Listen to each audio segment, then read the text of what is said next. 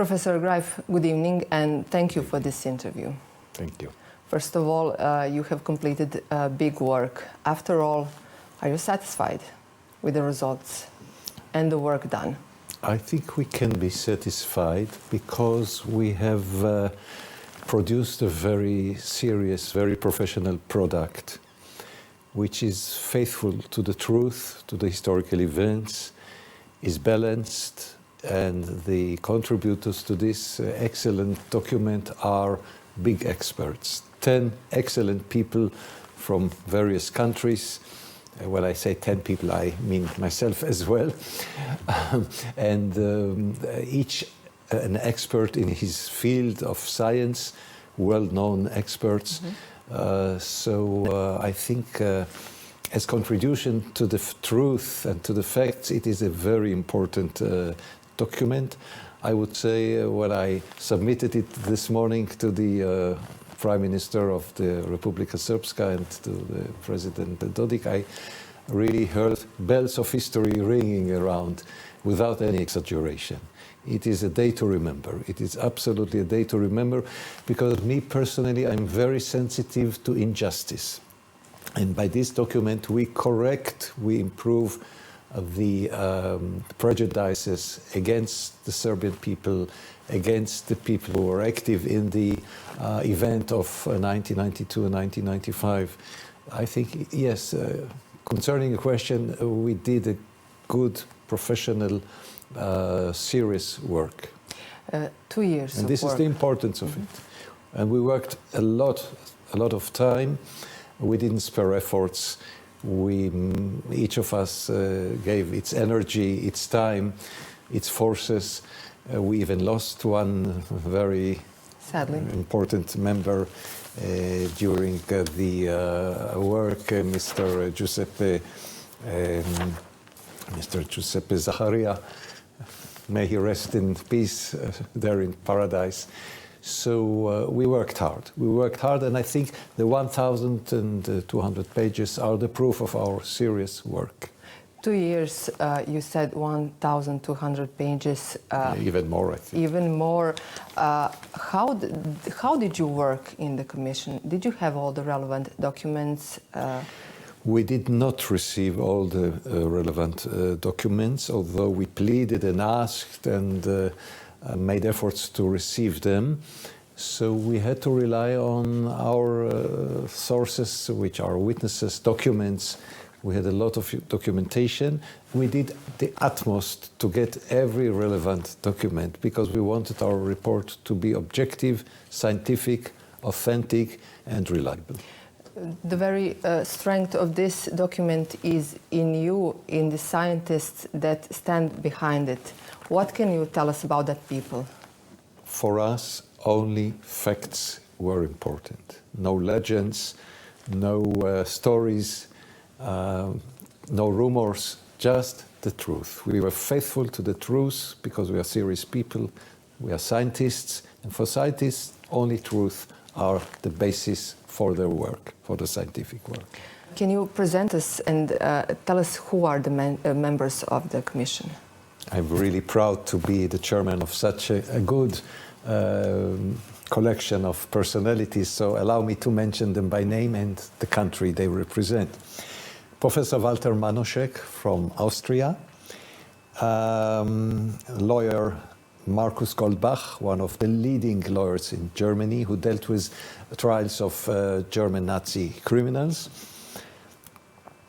Adenele Shinaba from Nigeria, who is an expert of criminal investigations.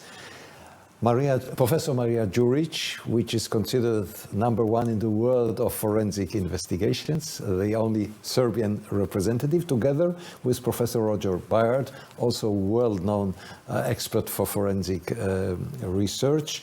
Professor Yuki Osa from Japan, who dealt with the conflict in Srebrenica in the last decade. Professor Stephen Meyer, Professor Lawrence French, and the late Giuseppe Zaccaria, who is an expert for media, himself a well-known journalist. So 10 excellent people. Each of them is an expert. Did you have any obstacles or maybe pressures during your work? I can assure you that even not one time, not a single moment, not a single second was there any pressure from anybody, from any side, from government, from people, from ministers, from secretaries. We were fully independent, 100%, 1000% independent. This gave us a good feeling that we can do whatever we think is the right thing without any pressure. Nobody tried to influence us, to tell us what to write, how to write. So I can sign with my signature that this work is 100%, 100,000% independent. It reflects our, when I mean our, the 10 experts who did it, it reflects our work, our opinions, our conviction that what we are writing is the event as it was. So can you tell us what was the main focus of your research?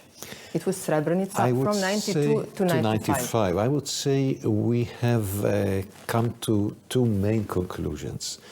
One is the definition about genocide. I'm Jewish. I know what genocide means. I belong to the old people who was subjected to the genocide in the history of mankind. Nobody can tell me what genocide is. And this event was no genocide, not at all. And we prove it. It's not because we think it is, we prove it. It was not a genocide, cannot be called a genocide, and if somebody uses it, it should be erased from history. This is important because accusations about genocide are very serious, because deciding to conduct a genocide is a very severe crime. And in this case, this crime did not exist, and this is very important. Of course, a crime was conducted, was committed, but this crime can never be called a genocide. And I think this is very important. It's not just the headline, it's not just the name, it's the essence of the event. This is number one. Number two is the number of victims. We corrected the numbers. The number does not exceed 3,714 victims. Bosniaks in July 95. Yes, I'm talking about events in July 1995. We had in our commission experts for counting, for calculating, and this is the number. This should be written in history, not less and not more. Each person who dies is, of course, a tragedy, is a disaster. We are aware of it. But numbers are also important. So we give the framework of the title, of the definition. This is not a genocide, and I would repeat it 100,000 times. It's not a genocide, and the number does not exceed 3,000,7. But when the war in Bosnia and Herzegovina is mentioned, genocide is topic immediately. Can this contribute to better understanding of the events in Srebrenica in July 95? Of course, because using the term genocide reflects the intention. And in this case, there was no intention of genocide. And this makes the difference. It's another world, it's another existence. So it should be erased from history. And those who continue to use the term genocide have bad intentions. Are people with very bad intentions.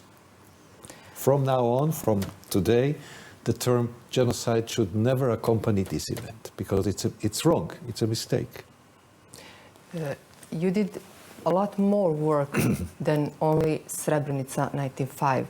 You covered and researched from 92 to 95. Yes. What can you tell us about the Serbian victims in the area? Thank you for mentioning this very important fact. This was forgotten. The crimes against the Serbian people. There was an activity, an hostile activity, which started 92, even earlier, of attacking many Serbian villages, attacking civilians, Serbian civilians. So instead of blaming the Serbians of being aggressive, the other side should have been accused. So something happened in the meantime. The aggressor has become the victim, and the victim has become an aggressor. And we correct this misunderstanding and this distorted description of history. So in many, many times, the Serbs were attacked and were not the attackers, were not the aggressors. You know, history is not a book of legends. It's a science like biology, like chemistry, like physics, and facts should be the only factor when we deal with historical description. Nothing else. How many Serbian victims were there in the area? Thousands.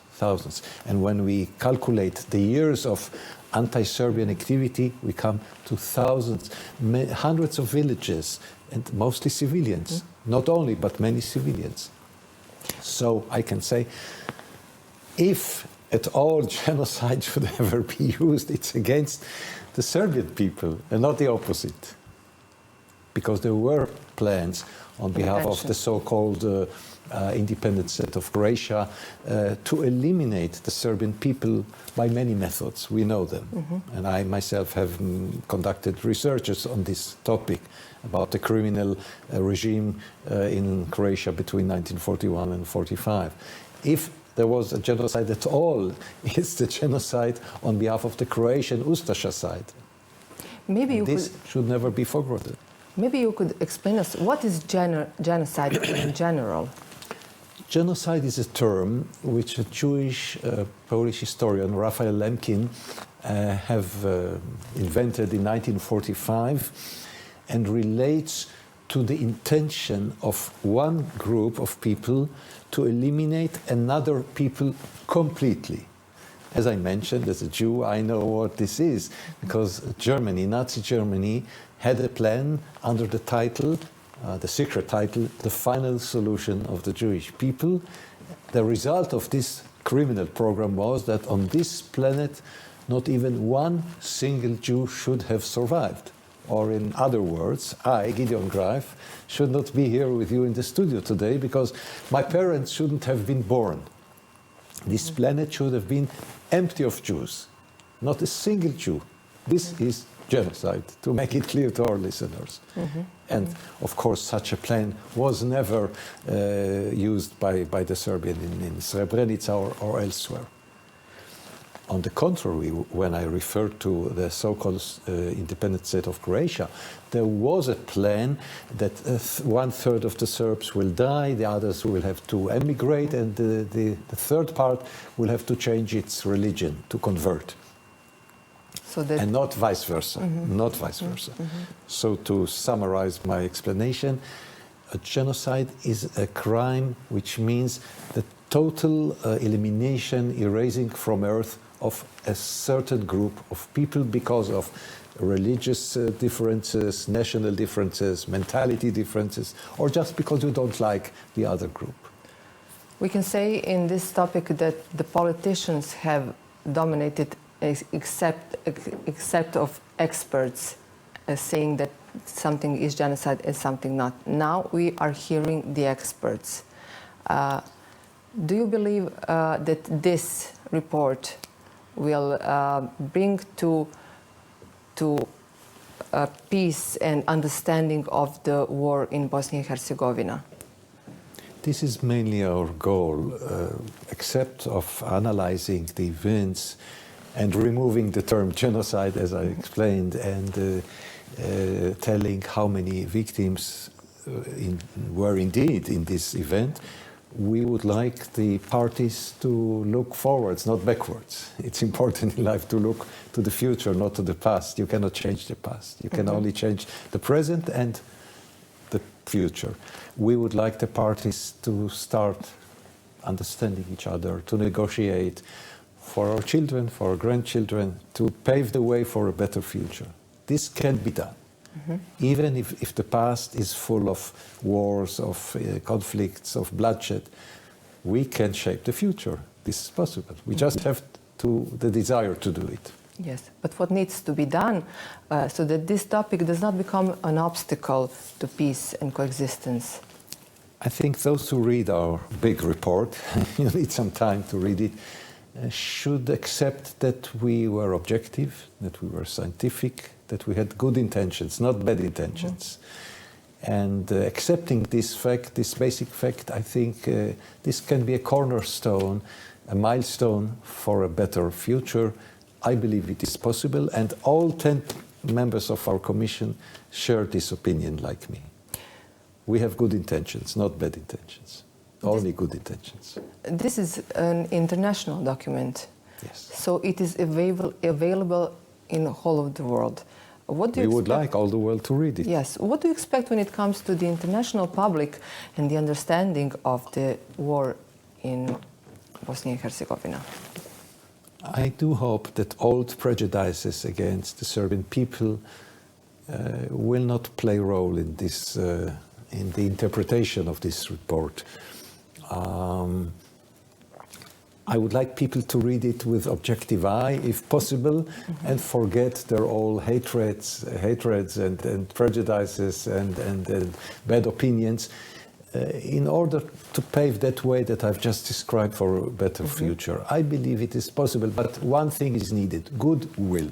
If you have goodwill, everything is possible. Every door can be opened to you. It depends on each individual who will read the report and believe what I've just said, that we had the best intentions in the world. And we did.